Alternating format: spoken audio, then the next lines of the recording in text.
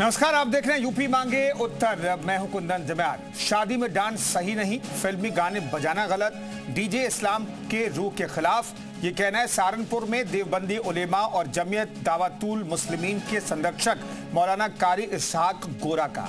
दरअसल मुस्लिम समाज में होने वाली शादियों और बदलते तौर तरीकों पर गहरी चिंता जाहिर की गई है। मुस्लिम समाज में सुधार का हवाला देकर शादियों में दिखावे और झूठे स्टेटस से बचाने की सलाह दे रहे हैं। आज इस मुद्दे पर हम अपने मेहमानों से बात करेंगे, लेकिन पहले आपको एक रिपोर्ट दिखाते हैं।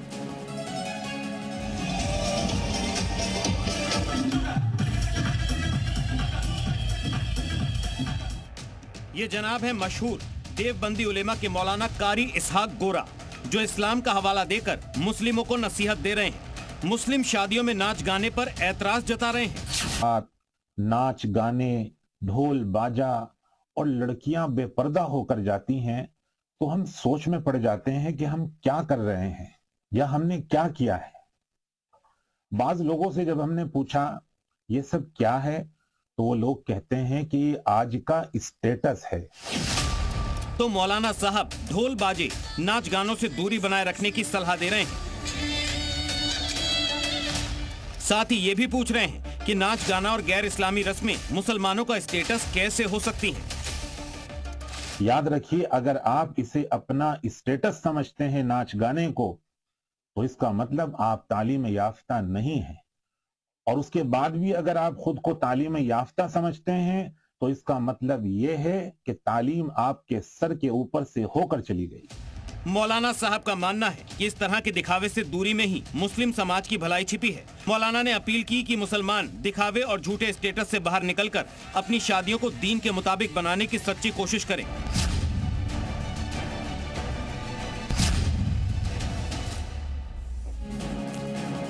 तो मौलाना ने कहा मुस्लिम समाज में जिस तरीके की शादियां निकाह इस वक्त कराए जा रहे हैं, हो रहे हैं, उस पर इस्लाम के चश्मे से उन्होंने बयान दिया। कहा कि ये कबूल नहीं किया जा सकता। इस तरीके से जो पुअर्ता दिखाई जा रही है, बेपर्दा होकर के लोग डांस करते हैं, डीजे का इस्तेमाल किया जाता है, दिखावा किया जाता है, ये कहीं से भी ठीक नहीं है। और ये मौलाना का कहना है। इस पर तमाम लोगों की राय क्या है, इस पर हम जानने की कोशिश करेंगे, तमाम पक्षों को सुनने की कोशिश करेंगे और तमाम पक्ष क्या कहते हैं। इस दौर में भी क्या नाच गाने से बचा जा सकता है, ये तमाम बड़े सवाल हैं जिस पर हम चर्चा करेंगे। मुफ्ती अताउर रहमान जी हमारे साथ मौजूद हैं, मुस्लिम स्कॉलर हैं आप। यतीमा चेतनानंद हमारे साथ मौजूद हैं, हिंदू धर्मगुरु हैं आप। और ताहिरा हसन हमारे साथ महिला एक्टिविस्ट भी मौजूद हैं। तमाम मेहमानों का बहुत बहुत स्वागत है। पहला सवाल मुफ्ती साहब, ये जो मौलाना साहब ने कहा है, इसे आप किस तौर पर देखते हैं? मैं मौलाना की एक बात से 100% सहमत हूं। ये जो यूरोप से शादियों का तरीका आया है, जिसमें जहेज के लेन देन, जहेज की प्रथा को बहुत ज्यादा बढ़ावा मिला है और डीजे और जो आतिशबाजियां होती हैं और जो जहेज के लेन देन में इजाफा हुआ है और जो कर्ज लेकर, सूद पर पैसे लेकर, ब्याज पर पैसे लेकर अपने आप को कर्जों में डुबे देने वाले लोग अपनी बेटियों की शादी में बेतहाशा पैसे खर्च कर रहे हैं। इस्लाम इसके कतई तौर पर मुखालिफ है। शादी कोई एक ऐसी चीज नहीं है जिससे लोग कर्जे में दबकर रह जाएं, बल्कि शादी आपस में इत्तेफाक, इत्तिहाद और दो खानदानों का एक जोड़ है और मुल्क हिंदुस्तान के अंदर बढ़ावे की एक वजह है। ठीक है, लेकिन मुफ्ती साहब, मौलाना कारी इसहाक गोरा ने यह भी कहा है कि भाई डीजे का इस्तेमाल मत कीजिए और बेपर्दा होकर की महिलाएं जाती हैं यहां पर शादियों में शरीक होने के लिए, डांस करती हैं। इस पर भी उनको आपत्ति है। देखिए, कारी इसहाक गोरा साहब ने, मौलाना ने, हजरत ने बिल्कुल सही फरमाया है कि ये जो डीजे का इस्तेमाल है इस्लामी शरीयत के अंदर ये कतई तौर पर नाजायज और हराम है। मैं आपके चैनल के माध्यम से अब आपके सामईन को ये कहना चाहता हूं कि जो भी मेरी बात को सुन रहे हैं मेरे मुसलमान भाई, डीजे से बिल्कुल परहेज करना चाहिए। इसी तरीके पर जो उन्होंने बेपर्दगी की बात रखी है, ये हमारे जो हिंदू भाई हैं, मुस्लिम हैं, सिख हैं, ईसाई हैं, सब समझ सकते हैं। अगर हमारी बेटियां बेपर्दा होकर शादी में जाएंगी और उसमें उनके साथ कोई नागहानी वाकया पेश आएगा, वो आपस में ऐसे ताल्लुकात कायम करेंगे जिससे दोनों के पेरेंट्स, दोनों के वालिदैन को प्रॉब्लम आ रही है, तो फिर वो बेपर्दा अगर जा रही है तो बिल्कुल गलत जा रही है। ताहिर हसन, क्या आप मौलाना इशाक बोरा के बयान से सहमत हैं?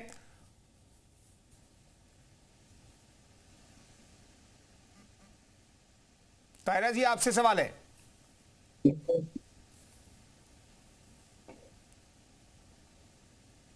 ताहिरा जी, आपको आवाज मिल रही है? चलिए पीसीआर चेक कीजिए। ताहिरा जी को लगता है कि आवाज नहीं मिल पा रही। यतीमा चेतनानंद जी हमारे साथ मौजूद हैं। यतीमा चेतनानंद, हालांकि उन्होंने अपने धर्म के लिए सब कुछ कहा है, लेकिन आप कुछ टिप्पणी करना चाहती हैं? निश्चित रूप से कुंदन जी, देखिए जो बातें हैं मौलाना साहब की, उनमें कोई बहुत आपत्ति करने वाली बात नहीं है, लेकिन क्योंकि हर समाज ये चाहता है कि उसकी महिलाएं सुरक्षित रहें, हर समाज ये चाहता है कि विवाह जो है वो दिखावे से परे हो, ये हर परंपरा के लोग चाहते हैं। लेकिन दिक्कत कहाँ आती है, ये समझने की आवश्यकता है। दो प्रकार के दृश्य आज भारत और बांग्लादेश में देखने के लिए मिल रहे हैं। कल बांग्लादेश में आज जेम्स जो कलाकार हैं, सिंगर हैं, उनका कार्यक्रम होना था और उस कार्यक्रम को रोकने के लिए भयंकर तोड़फोड़ होती है।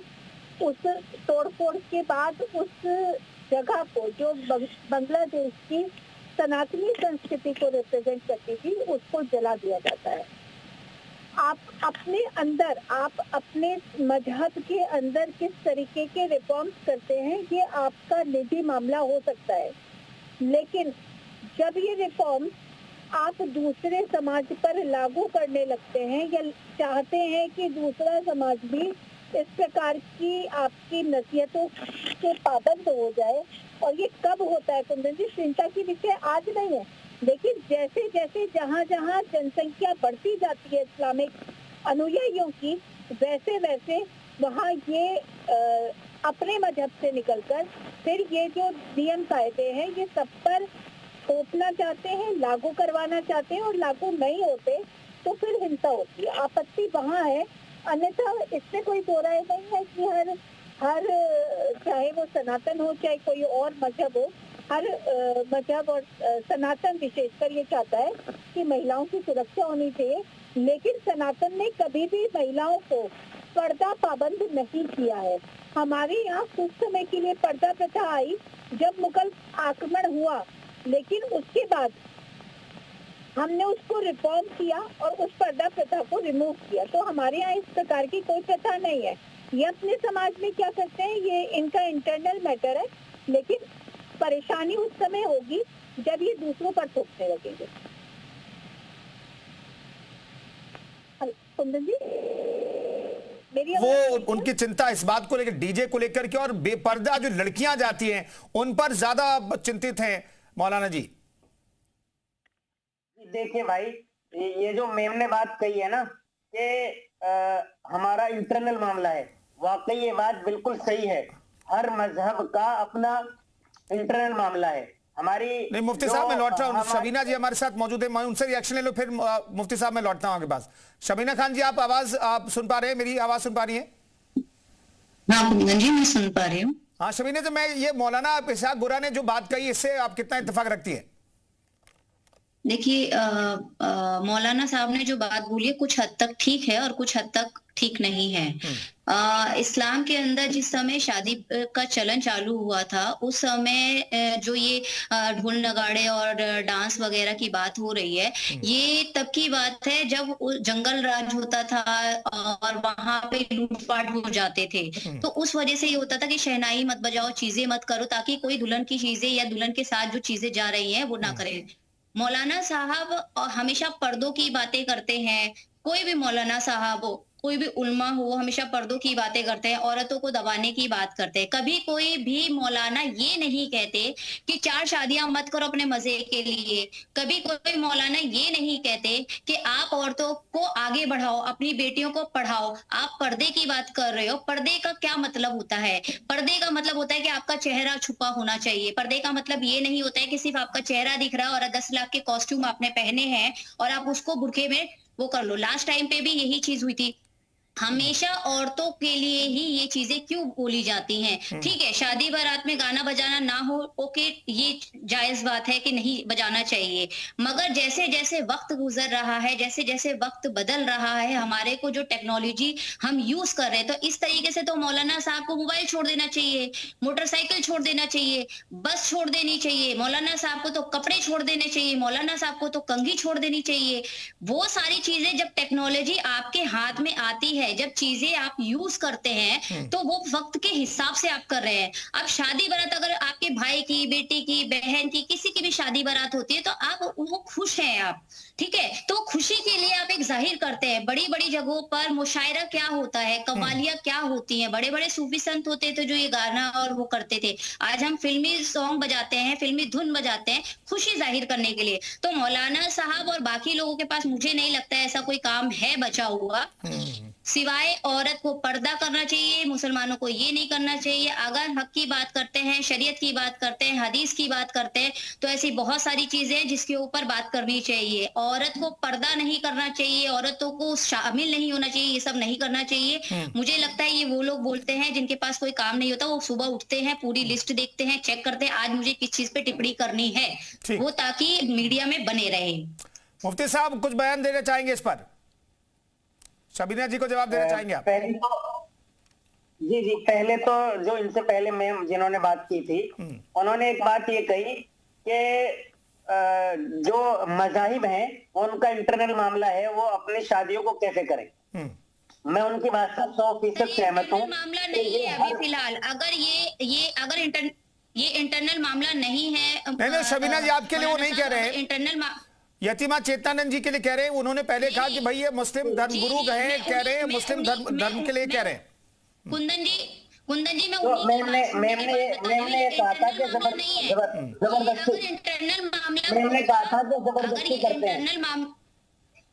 जी इंटरनल मामला जबरदस्ती नहीं, इंटरनल मामला होता ना मौलवी साहब, तो ये इंटरनल मामला फिर नॉर्मल जो मस्जिदों के अंदर बैठते हैं ना, वहां पे बोला जाता है कि जी आप ऐसे ऐसे मत कीजिए, आप दहेज मत लीजिए। ये आपने पब्लिकली आके बोला है, तो आपने तो इसको इंटरनल छोड़ा ही नहीं है, ये इंटरनल मामला तो हुआ ही नहीं जी, ये तो पब्लिक हो गया। जी मुफ्ती साहब जवाब दीजिए। कुरान करीम के अंदर है ला इकराहा फिद्दीन, दीन के अंदर कोई जबरदस्ती नहीं है। अव्वलन तो हम किसी दूसरे मजहब पर अपने मजहब की बात नहीं थोपते हैं, ना कुरान हदीस ना हमारे नबी ये कहते हैं कि आप अपनी बात किसी दूसरे मजहब पर थोप दो। दूसरी बात तो इसलिए मैं पहले वाली जो मैं बात कर रही थी उनके बारे में बात कर रहा हूं कि हमारी तरफ से कुछ नहीं होता है कि हमारे गैर मुस्लिम भाई, सिख भाई, ईसाई भाई अपनी शादियों को किस तरीके पर करते हैं वो अपने एतबार से करें, उनके लिए हमारी कोई बात नहीं है। ना कारी इसहाक गोरा ने उनके लिए कोई बात कही है, कारी इसहाक गोरा ने मुसलमानों के लिए बात कही है।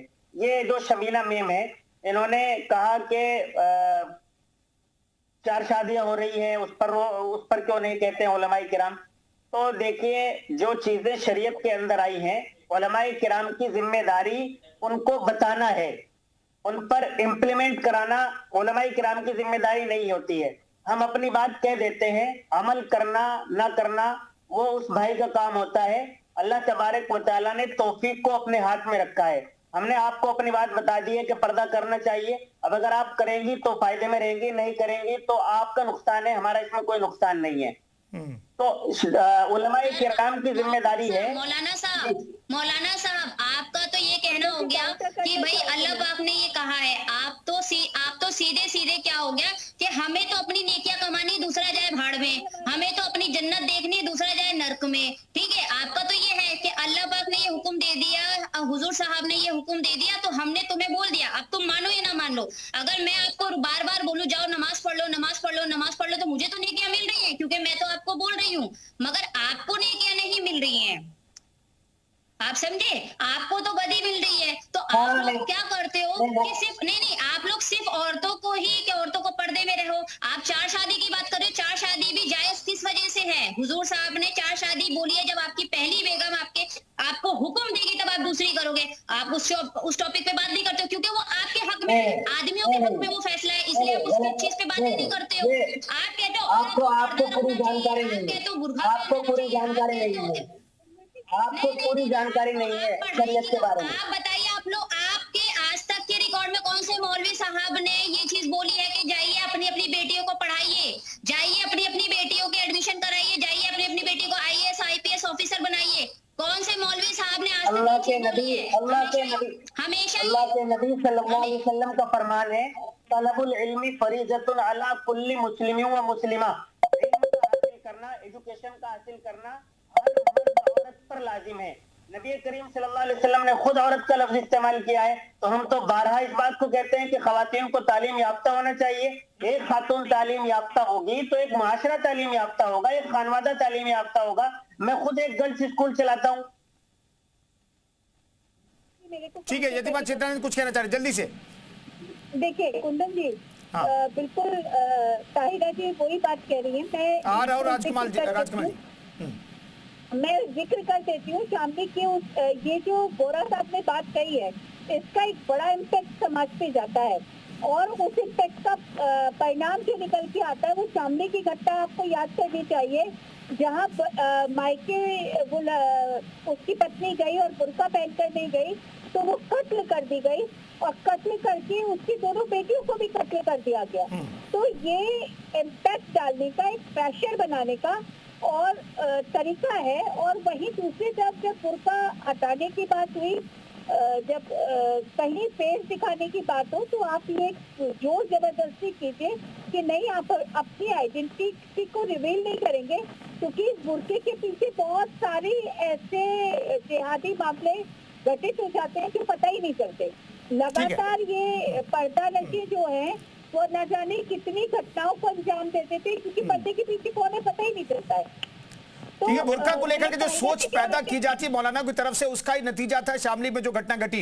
एक शौहर ने अपनी पत्नी और 2 बच्चियों की जान ले ली थी, इसलिए क्योंकि उसने बुर्का नहीं पहना था। डॉक्टर राजकुमार गुप्ता, ये मामला सिर्फ मुस्लिम, चूंकि मुस्लिम धर्मगुरु ने अपने धर्म के लिए कहा, ये सिर्फ मुस्लिमों का मामला या फिर इसमें बाकी लोगों को भी चिंता करने की जरूरत है? क्योंकि डीजे को लेकर चिंता जाहिर की गई, दहेज को लेकर चिंता जाहिर की गई है और जो डांस क्या करती है महिलाएं उस पर भी चिंता जाहिर की गई है।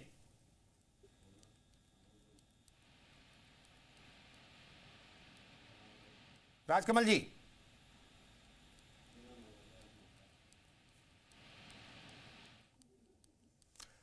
चलिए राजकमल जी तक आवाज फिलहाल नहीं पहुंच पा रही है। मुफ्ती साहब, मैं एक चीज जानना चाहता हूं मुफ्ती साहब की, महिलाओं के लिए बार बार मौलाना क्यों फरमान जारी करते हैं? ये शबीना जी भी पूछ रही हैं। शबीना जी इस बात में गलत हैं। उलमाए किराम सिर्फ महिलाओं के लिए फरमान जारी नहीं करते हैं, उलमाए किराम झूठ बोलने को भी मना करते हैं, उलमाए किराम जिना करने को मना करते हैं। ये जो औरतों के साथ रेप हो रहे हैं, उलमाए किराम इसके सख्त मुखालिफ हैं। जिना करने को मना करते हैं, सूद और ब्याज को मना करते हैं, नमाज पढ़ने का हुक्म करते हैं, अच्छी बातों जो गरीब लोग हैं उनकी मदद करनी चाहिए, खैर खाई का उलमाए किराम हुक्म करते हैं। तो ये कोई बात नहीं है। मौलाना का आज बयान इस पर आया है, आप इससे पहले के 1 महीने के बयान उठाकर देखेंगे तो मौलाना के और दीगर जो अनावीन है उन पर मौलाना की डिबेट है, बातचीत है। उन्होंने कहा है कि तमाम मुसलमानों को सच बोलना चाहिए। क्या ये नहीं कहते हैं उलमाए किराम तमाम मुसलमानों को गुनाहों से परहेज करना चाहिए, शराब नहीं पीनी चाहिए? शराब पीकर सबसे ज्यादा अत्याचार खवातीन पर होता है। तो उलमाए किराम शराब को भी इनकार करते हैं, शरीयत ने इनकार किया है। तो हम तमाम टॉपिक्स पर बात करते हैं, तमाम टॉपिक पर हमारा कहना होता है। शबीना जी को जवाब देना चाहेंगी? मुफ्ती साहब ने अभी बोला कि वो काफी सारे टॉपिक पे बात करते हैं, मगर अभी तक उनके मैंने उनके मुंह से ये चीज नहीं सुनी कि मौलाना साहब ये बोलते हैं कि लड़कियों को पढ़ाइए, मौलाना साहब ये बोले कि हाँ भाई अपनी अपनी बेटियों को आगे बढ़ाइए। मौलाना साहब ये नहीं, आपने अभी, मैंने सब सुना, मैंने आपकी हर एक वर्ड सुना। अभी मैंने आपके हर एक वर्ड सुना कि दहेज के लिए मना करते हैं, नहीं, मैं आपकी खाली पर्सनल में मौलाना साहब की बात नहीं कर रही। मैं अभी तक के जितने मौलाना साहब है जो अलग अलग तरीके से फतवे जारी करते हैं, अलग अलग तरीके से बातें करते हैं, मैं उन सभी की बात कर रही हूँ कि कभी भी आज तक का ये नहीं हुआ कि औरत को हमेशा पर्दे में रहो। अभी इससे पहले जैसे अभी शामली का केस बताया था कुंदन जी ने, तो शामली वाले केस में भी यही चीज हुआ कि बुर्का नहीं पहनने की वजह से मार दिया। तो ये सब सिर्फ औरतों के ऊपर ही क्यों है? आप एक बात बताइए, औरतों के लिए ही पर्दा पर्दा पर्दा पर्दा पर्दा सिर्फ औरतों के लिए ही क्यों है? आदमी के ऊपर ये चीजें क्यों नहीं लागू होती है कि आदमी बोले कि भाई मैं जिसके साथ हमने मुझे अल्लाह तबारक व तआला ने कुरान करीम के अंदर ये फरमाया है। मुफ्ती साहब शबीना जी खत्म कर दीजिए, फिर मैं लौटता हूँ आपके पास, लौटता हूँ। शबीना जी खत्म कीजिए जल्दी प्लीज। हाँ, तो मेरा ये कहना है कि ये हमेशा एक ही मुद्दा इन लोगों के पास क्यों रहता है कि औरत को ये चीज करना चाहिए, ये चीज नहीं करना चाहिए, औरत को ऐसे रहना चाहिए, औरत को ऐसे बैठना चाहिए, औरत को ऐसे खड़ा होना चाहिए, औरत को शौहर का मानना चाहिए। औरत को कोई औरत किसी भी मजहब की औरत किसी की गुलाम नहीं है, वो अपनी मर्जी की मालकिन है। अल्लाह ताला ने उसको आदमी की पसली से बनाया है। हिंदू धर्म में भी अर्धनारी बोली जाती है, शिव जी के आधा अंग बोली जाती है। तो जब औरत बराबरी का दर्जा है, हमारा कानून भी बोलता है औरत बराबरी का दर्जा है, तो यहाँ पर हमारे साथ नाइंसाफी क्यों कि शादी नहीं यतीमा चित्रण जी मैं लौटता हूँ। हमारे साथ राजकमल जी भी मौजूद हैं, बहुत देर से वो इंतजार भी कर रहे हैं, उन तक आवाज नहीं पहुंची थी। राजकमल जी, हम एक खबर भी दिखा रहे हैं कि भाई सिर्फ मुस्लिमों की बात नहीं है, कुछ खाप जो हैं चाहे राजस्थान के हो या उत्तर प्रदेश के हो, यहाँ पर हाफ पैंट पहनने पर भी पाबंदी लगाई जा रही है। कहा जा रहा है कि भाई महिलाएं मोबाइल ले रखेंगी। अब ये कहा जा रहा है उत्तर प्रदेश में कि 18 साल से कम उम्र के बच्चे मोबाइल ले रखेंगे। तो इस तरह के फरमान तो दोनों धर्मों से सामने आ रहे हैं। राजकमल जी देखिए, पहली बात तो मैं आपको माध्यम से मौलाना साहब से बात करता हूँ कि मौलाना साहब अब मुगल काल के अंदर है या वर्तमान समय में है, जिसके अंदर सारी दुनिया मुट्ठी के अंदर है, मोबाइल के अंदर, और अब तो और इंटरनेट जिसके माध्यम, अगर ऐसा था तो मौलाना साहब को टीवी लेकर नहीं आना चाहिए था, क्योंकि जब हम मोहम्मद साहब से तो हम टीवी सही नहीं उस समय रेडियो नहीं था। और मैं शबीना बहन जी की इस बात से बहुत अच्छे से सहमत हूँ कि सारी चीजें औरतों को लागू होती है। 4 बीवी रखेंगे, 24 बच्चे करेंगे, वो भी मौलाना पर लागू होती है। वो कुछ भी करे, महिला जो करेगी वो गलत। मतलब अब तो फतवा जारी होगा, कोई भी मतलब इस्लाम मुसलमान अपनी खुशी भी नहीं मना सकता। खुशी मनाने के लिए भी मौलवी साहब से पूछना पड़ेगा कि साहब में खुशी मनाओ या ना मनाओ, आप ये बताइए। तो क्या आप मुगल काल में हो या इस काल में हो? दूसरी बात, मौलाना ने क्या आज तक मौलाना ने इनसे मतलब पूछा जाता हूँ, मौलाना साहब ये मदरसे जो है नीचे यहाँ भी तैयार हो रहे हैं, इनको आप आज की दुनिया की तालीम नहीं दे रहे हैं। इनको पूरी दुनिया डिजिटलाइज हो रही है और ये अभी मदरसों में पड़े, केवल कुरान हदीस इन्हीं के अंदर रखे पड़े हैं। अरे भैया, इसके साथ साथ बाहरी तालीम में भी आओ, तभी मुसलमानों का विकास हो सकता है, कुछ कर सकते हैं। नहीं तो केवल जिहादी तैयार होंगे, मौलाना मौलवी तैयार होंगे, बस। यतीमा चित्रण कुछ कहना चाह रही थी, उनसे छोटा सा रिएक्शन, उसके बाद फिर आप शबीना जी के पास में जाऊंगा जल्दी से। देखिए, आपने एक तो राजकमल जी जब जुड़े नहीं थे तो एक प्रश्न किया था कि डीजे पे भी बैन किया गया है। वो उसका कारण है हमारी जितनी सनातन की मैं राजकमल जी की बात से सहमत हूँ कि आप जिस तरीके की टीचिंग देंगे वैसा ही प्रोडक्ट सामने आएगा।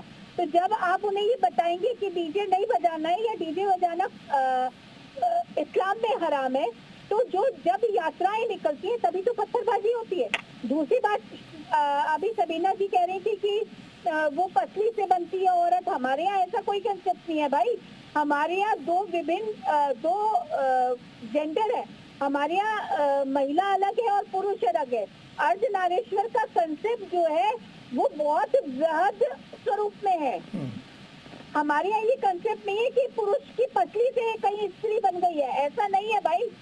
बायोलॉजिकल फैक्टर भी नहीं है, ये साइंटिफिक प्रूवन भी नहीं है ये कहीं।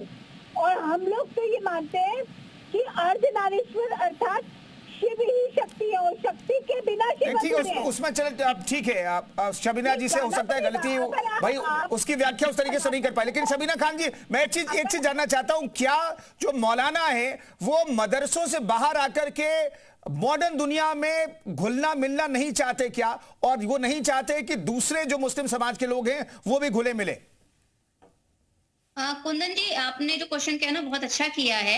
एक्चुअल में ना मौलाना जितने भी मदरसों में और मुफ्ती जितने भी मदरसों में और बड़ी बड़ी जगहों पर बैठे हैं, ये लोग अपना सब कुछ करते हैं, ये पूरी दुनिया घूमते हैं, हर शौक पूरे करते हैं, ठीक है। मगर ये अब इस पद पर बैठे हैं तो कहीं ना कहीं तो कुछ ना कुछ थोपना पड़ेगा ही। तो अब ये किस पे थोपना है? तो ठीक है, सबसे कमजोर टारगेट क्या होता है कि औरत, तो औरत के ऊपर ये कर दो, औरत ये करेगी, औरत वो करेगी। तो ये डेली बेस का इनका ये है। किसी भी आदमी को ये बोले बैठाकर कि तुम अपनी बीवी को मत मारो, किसी भी आदमी को बोले बैठा के जो मस्जिदों में आते हैं नमाज पढ़ने आते हैं तो वहां पे समझाएं उनको। वहां पे कोई फतवे जारी नहीं होते, किसी मर्द के लिए कोई फतवे जारी नहीं होते, सब औरतों के लिए। आज मैं आपके चैनल पे बोल रही हूँ, कल को मेरे खिलाफ फतवे जारी हो जाएंगे। तो यहाँ पर मुद्दा क्या होता है, जो इनके अगेंस्ट जाएगा उसके खिलाफ फतवे जारी हो जाएंगे, जो इनके अगेंस्ट नहीं जाएगा वहां पे वो बहुत भला है, जो इनके साथ चलेगा वो बहुत भला है। अरे ईमान का मतलब है, ठीक है, मुझे मेरी नमाजें पढ़नी है, मुझे मेरे को रोजे रखने हैं, मुझे मेरा कुरान पढ़ना है, मुझे मेरा ईमान लाना है, ओके मैं वो करूंगी फॉलो। मगर इसका मतलब ये नहीं है ना कि जैसे जैसे दुनिया बदल रही है, जैसे जैसे टेक्नोलॉजी चीजें आ रही हैं, हम यूज कर रहे हैं, वो हम करना ही छोड़ दें जी। तो मैं इन लोगों को, ये लोग अपने आप कभी भी किसी भी मौलाना साहब को देखिए, ये बड़ी बड़ी जगहों पे घूमते हैं, बड़े बड़े ये प्रेस कॉन्फ्रेंस करते हैं, बड़े बड़े जगहों पे इनका आना जाना रहता है, सब करते हैं, हर चीज करते हैं, मगर औरत को नहीं करना चाहिए। ठीक है, मुफ्ती साहब जवाब दीजिए, मुफ्ती साहब वक्त के साथ मौलाना कब बदलेंगे? कुंदन जी जी कुंदन जी, आज तक एक लास्ट में पूछती हूँ, आज तक कोई भी मौलाना साहब, कोई भी मुफ्ती साहब अपनी बेगम के साथ नहीं शरीक हुए हैं। क्यों नहीं शरीक हुए हैं? क्यों नहीं जाते हैं? क्यों नहीं वो महफिलों में बैठा के उनको भी वो करवाएं कि हाँ भाई उनकी भी सुने ना हम, कि वो कितना क्या चाहती हैं क्या नहीं चाहती हैं। खाली मुफ्ती जी जवाब दीजिए, से बोलना होता है। मुफ्ती साहब जवाब दीजिए जल्दी से। उलमाए किराम अगर वक्त के हिसाब से ना बढ़ते तो आज मैं जी न्यूज पर बैठा हुआ ना होता। देखिए, ये जो मेम ने कहा है कि अपनी बीवी को पीटते हैं, ये कब कहते हैं? मैं आपसे बता दूं, मुल्क हिंदुस्तान बल्कि जो हमारे आसपास के ममालिक हैं और उनमें मसाजिद हैं, उनमें उलमाए किराम हर जुमे, एवरी फ्राइडे, हर जुमे को खिताब करते हैं और खिताब अलग अलग टॉपिक्स पर होता है। उनमें एक अहम टॉपिक यानी तकरीबन हर 4-5 हफ्ते के बाद खवातीन के मुतालिक होता है। और उलमाए किराम मर्दों को, जुमे को जो नमाज पढ़ने आते हैं सब मर्द होते हैं और उनसे ये बात करते हैं कि आपकी बीवी का आप पर हक है, आप उन पर हाथ नहीं उठाएंगे, आप उनके साथ बदतमीजी से बात भी नहीं करेंगे। आपकी माँ का आप पर हक है, आपकी बहन का आप पर हक है, आपकी बेटी का आप पर हक है। उन तमाम हुकूक को उलमाए किराम बताते हैं। ठीक है, चलिए बहुत बहुत धन्यवाद तमाम मेहमानों का चर्चा में शरीक होने के लिए, बहुत बहुत धन्यवाद इस चर्चा में शरीक होने के लिए। तो मौलाना इशराक बोरा ने जो आज बयान दिया शादियों को लेकर के, दहेज को लेकर के और खास तौर पर मुस्लिम महिलाओं के डांस और डीजे को लेकर के, उस पर हम चर्चा कर रहे थे। फिलहाल इस खास कार्यक्रम में